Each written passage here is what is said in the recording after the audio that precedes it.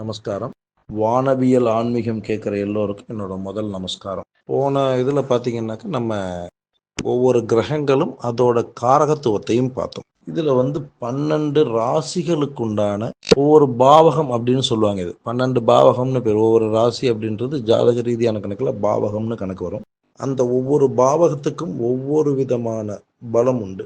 ஏற்கனவே சொன்ன மாதிரி அந்த இடத்துல சுப கிரகம் இருக்கா, அசுப கிரகம் இருக்கா, அந்த இடம் காலியா இருக்கா, இல்லை கிரகங்கள் நிறைய இருக்கா, அதை பற்றி எல்லாம் கவலை கிடையாது. அந்த வீடு அப்படின்றது அந்த வேலையை செய்யும். முதல் பாவகம் அப்படின்றது லக்னம் அப்படின்னு கணக்கிடப்படும். லான்னு போட்டு சின்னதாக கோடு போட்டிருப்பாங்க. அதுதான் நம்மளோட ஜாதகத்தில் ஸ்டார்டிங் பாயிண்ட். அதாவது பொதுவாக ராசி கட்டத்துக்கு எப்படி மேஷம் அப்படின்ற ஒரு விஷயம் ஸ்டார்டிங் பாயிண்ட்டோ, அதே மாதிரி நம்மளோட ஜாதகம் அப்படின்ற விஷயத்துக்கு இந்த லக்னம் அப்படின்னு சொல்லப்படும் அந்த இடம் தான் ஸ்டார்டிங் பாயிண்ட். அதுல இருந்து கிளாக் வைஸ், அதுல இருந்து எப்படி இருக்கோ அது அப்படியே இடது பக்கமாக நகர்ந்து அப்படியே சுற்றி வலது பக்கமாக வரும்போது அப்படி பார்த்தீங்கன்னா முதல் பாவகம் அப்படின்றது லக்னம். இது உயிர் ஸ்தானம் அப்படின்றது பேர். இந்த இடத்த பார்த்தீங்கன்னா நமக்கு புகழ், அந்தஸ்து, குணம், தோற்றம், இது எல்லாத்தையுமே இதை வச்சு சொல்லிடலாம். உங்களோட புகழ் எப்படி இருக்கும், உங்களுக்கு அந்தஸ்து எப்படி இருக்கும், உங்களோட குணாதிசயங்கள் எப்படி இருக்கும். நிறைய பேர் விவாகத்துக்கு பொண்ணோட ஜாதகம் வாங்கிட்டு வந்துட்டோ இல்லை பையனோட ஜாதகம் வாங்கிட்டு வந்துட்டோ கேட்குற முதல் விஷயம் அதுதான். பையனோட குணம் எப்படி இருக்கும், பொண்ணோட குணம் எப்படி இருக்குன்றதான் கேட்பாங்க. அது லக்னத்தை பார்த்து அவங்களோட தோற்றம், சிகப்பா இருப்பாங்களா கருப்பா இருப்பாங்களா, மனோபாவம், இதை பத்தி எல்லாம் சொல்றது. இது முதல் பாவகத்தை குறிக்கும். 2ஆம் பாவகம் அப்படின்றது தனம், வாக்கு, குடும்பம், கல்வி, நம்மளோட பொருளாதார விஷயத்துக்கு அதுதான் பலப்படுத்தும். 2ஆம் பாவகம் அப்படின்றது வாக்குஸ்தானம் அப்படின்றதும் அதுக்கு தான் பேரு. நம்மளோட சொல்வன்மை, பேச்சு திறமைன்னு சொல்லுவாங்க ரொம்ப பேர். இதெல்லாம் 2ஆம் இடத்துக்கு குறிக்கும். குடும்பஸ்தானமும் அதுதான். ஒருத்தரோட குடும்பம் சரியான ரீதியில் அமையல அப்படின்ற பட்சத்துல இந்த ஸ்தானத்துல இருக்கக்கூடிய கிரகங்களோ இல்லை அந்த ஸ்தானத்துக்கு உண்டான அதிபரை வச்சோ பரிகாரங்கள் சொல்றதுக்கு உண்டான காரணம். கல்வி, ஒருத்தரோட படிப்பு ரீதியான விஷயத்துக்கு இந்த இடம் பலப்படுத்தும்.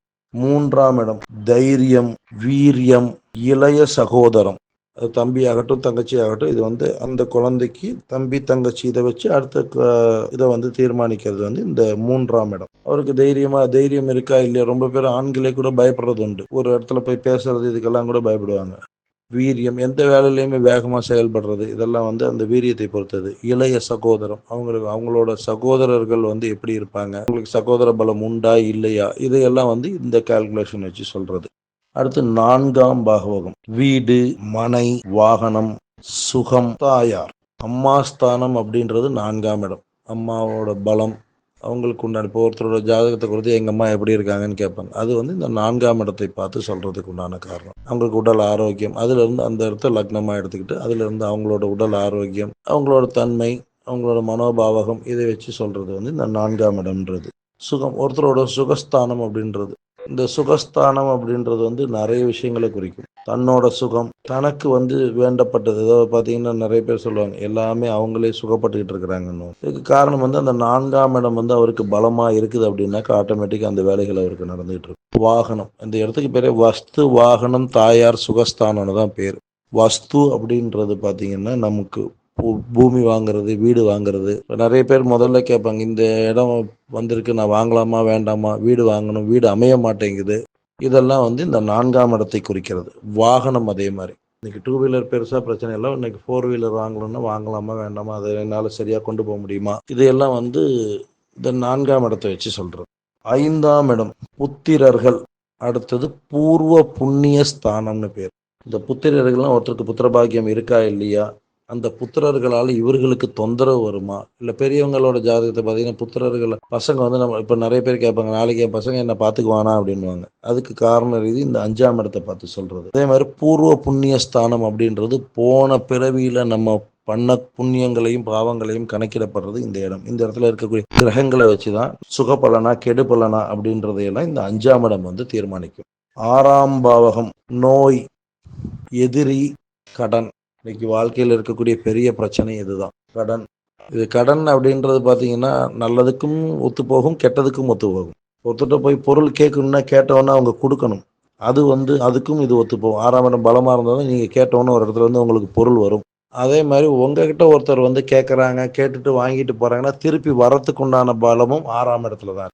இந்த 2 விஷயமுமே 6ஆம் பாவத்தை தான் குறிக்கும். எதிரிகளை குறிக்கக்கூடிய இடம் 6ஆம் இடம். நோய், உடல் தொந்தரவுகளை கொடுக்கக்கூடிய இடம், நோய்வாய்ப்படுறது, இப்போ ஃப்யூச்சரில் சொல்லுவாங்க உங்களுக்கு பின்னாடி வந்து மருத்துவ செலவுகள் உண்டாகும். நிறைய பேர் ஜாதகத்தில் இது சொல்லப்படும். பின்னாடி வந்து மருத்துவ செலவுகள் உண்டாகும், கவனமாக இருக்கணும். இதெல்லாம் வந்து இந்த 6ஆம் பாவகத்தை வச்சு கணக்கிடுறது. 7ஆம் பாவகம் பெண்ணுக்கு வந்து கணவன், ஆணுக்கு வந்து மனைவி. அந்த கணக்கில் தான் இது வந்து எடுத்துருவோம். அதாவது கலத்திரம்னு சொல்கிறது 7ஆம் பாவகத்தை. அப்படியே வாழ்க்கை துணை அப்படின்னு சொல்லிக்கலாம். அது ஆணாகட்டும் பெண்ணாகட்டும். நண்பர்கள், உங்கள் ஃப்ரெண்ட்ஸ் வந்து உங்களுக்கு வந்து நல்லவங்களா இருப்பாங்களா, கெட்டவங்களா இருப்பாங்களா, உங்கள் கூடவே பேசிக்கிட்டு அடுத்தவங்களுக்கும் அதை உங்களோட எதிரிக்கும் ஹெல்ப் பண்ணுவாங்களா, இதையெல்லாம் கணக்கிடப்படுறது வந்து இந்த 7ஆம் பாவகம். இல்லாட்டி உங்களோட உழைப்பை மட்டுமே உறிஞ்சிக்கிற சில நண்பர்களும் இன்னைக்கு உண்டு வாழ்க்கையில். அவங்க எதுவும் பெருசாக பண்ணிக்க மாட்டாங்க. பட் நம்மகிட்ட ஏதாவது பொருளாதாரம் வந்துச்சுன்னா அதை எப்படியாவது பேசி வாங்கிட்டு விடுவாங்க. அந்த மாதிரி விஷயங்கள்லையும் இந்த 7ஆம் பாவகம் பார்த்து பலப்படுத்திக்கலாம். 8ஆம் பாவகம் ஆயுள், வழக்கு, வம்பு வழக்குகள்னு சொல்கிறோம் இல்லைங்களா, சண்டைகள், வம்பு வழக்குகள், இதெல்லாம் வந்து இந்த 8ஆம் பாவகத்தை குறிக்கும். ஒருத்தரோட ஆயுள் பாவகம், இதுவும் இன்னைக்கு நிறைய பேர் கேட்கறது, அவங்களுக்கு ஆயுள் பலம் இருக்காது. ஏஜுக்கு அப்புறமும் வந்து பொதுவாக வந்து யாருமே ஆயுளை சொல்ல மாட்டாங்க. அப்படி சப்போஸ் ஏஜ்டு பீப்புளுக்கு வந்து இருக்குது, இது மாதிரி அவங்களால தொந்தரவுகள் இருக்குது அப்படின்ற பட்சத்தில் இந்த 8ஆம் பாவகத்தை பார்த்து பலப்படுத்துறது. ஆயுளும் வம்பு வழக்குகளும். 9ஆம் பாவம் தந்தை பாக்கியம்.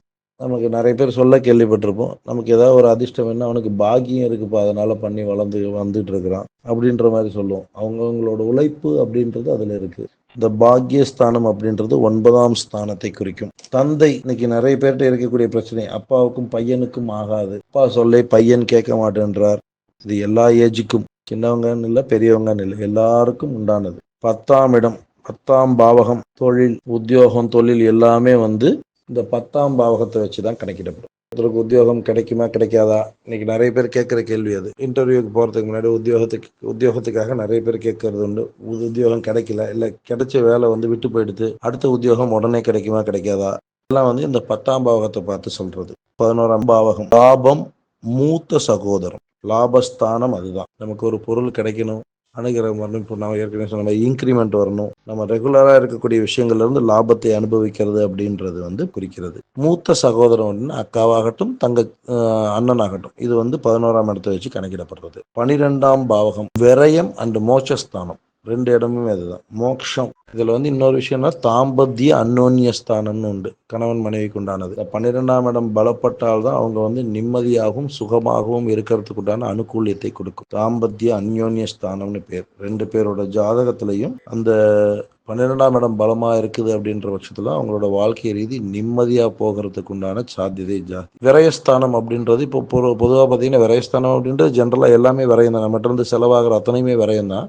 அதை கால்குலேஷன் கிடையாது இதில் வந்து என்னன்னு கேட்குறீங்கன்னா, இப்போ வந்து ஒரு பூமி இருக்குது, அதை விற்கணும், மட்டும் ஒரு பொருள் இருக்குது அதை விற்கணும் அப்படின்ற பட்சத்தில், அது ரொம்ப நாளாக விற்கல, நமக்கு அதனால தேவைகள் இருக்குது அப்படின்ற பட்சத்தில், அப்போது இந்த 12ஆம் இடத்தோட பலத்தை வச்சு அவங்களுக்கு அது இப்போ விற்காதுன்றதை வந்து கால்குலேட் பண்ணலாம். இல்லை அது சரியாகலைன்னாக்கா, அது அந்த இடத்துல என்ன கிரகம் இருக்கோ அதுக்குண்டான அதிபரையோ, அது என்ன பொருளோ அந்த பொருளுக்குண்டான அதிபரையோ போய் பார்த்து சுவாமி தரிசனம் பண்ணிட்டு வர்றதுனால அது சீக்கிரம் விற்கிறதுக்கு உண்டான அனுகூலியத்தை கொடுக்கும். இதுதான் வந்து விரயஸ்தானம்னு சொல்லுவோம். விரயஸ்தானன்றது நம்மகிட்ட இருக்கிற பொருள் விரயம் அப்படின்ற கால்குலேஷன் கிடையாது.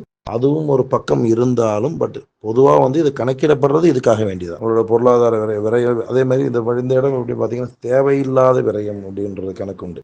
தேவையில்லாத விரயம் அப்படின்றது இந்த 12ஆம் இடத்தை குறிக்கும். இதுவும் அந்த இடம் பலப்பட்டதுன்னா கூட அந்த மாதிரி தேவையில்லாமல் விரயம் பலப்படும். பொருள் வந்து அந்த செலவுகள் வந்து நமக்கு தேவையில்லை தான், பட் ஆனால் அந்த இடத்துல செலவு பண்ணியிருக்கும். அப்படியாம்பட்ட விஷயங்கள் வந்து இதெல்லாம் வந்து இன்னைக்கு அதிகமாக இருக்கக்கூடிய விஷயங்கள். இதில் வந்து என்னென்ன விஷயங்கள் வந்து நமக்கு எப்படி பலப்படுத்தாதுன்றதை பற்றியும், ஒவ்வொரு பாவகமும் எப்படி வேலை செய்யுதுன்றதை பற்றியும் அடுத்த எபிசோடில் பார்க்கலாம். நமஸ்காரம்.